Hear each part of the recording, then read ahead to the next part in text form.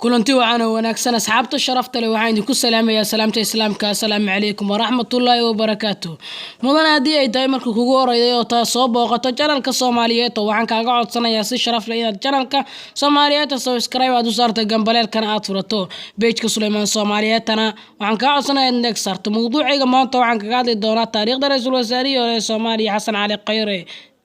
مدن حسن علي خيره wuxuu dhashay bishii Abriil sanadkii 1968 wuxuu ku dhashay magaalada Muqdisho laakiin deegaan ahaan wuxuu ka soo jeedaa magaalada Ceelbuur ee gobolka Galgaduud oo uu ku soo qaatay waqtigiisii hore waxbarashadiisii hoose dhexe iyo sare wuxuu ku qaatay magaalada Muqdisho oo intii u dhaxaysay sanadihii 1994 ilaa 1998 ka baxay jaamacadda University of Oslo ee dalka Norway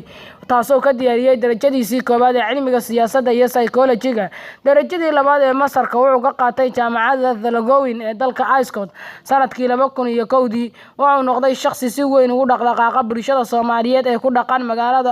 Oslo wuxuuna la soo shaqeeyay ururadii ardayda ee Soomaaliyeed ee caasimadda Norway wuxuuna haystaa dhalasho dalka Norway wuxuuna ku hadlaa luqadaha Soomaaliga Ingiriiska iyo Norwayga waa aabe dhalay 3 caruur ah 2 wiil iyo 1 gabar wuxuu ka qayb qaatay arrimihii samafalka isagoo la soo shaqeeyay hay'adii samafalka ee dalka Norway ee loo soo gaabiyo NRC wuxuuna madax ka noqday qaybtii Afrika shirkadii Some Oil of Gas taasoo laga lahaa dalka Britain wuxuu noqday ganacsade intii u dhaxaysay sanadkii 2006 ilaa 2014 waxaa loo magacaabay madaxa fulinta Afrika ee shirkadda Some Oil of Gas and Gas sanadkii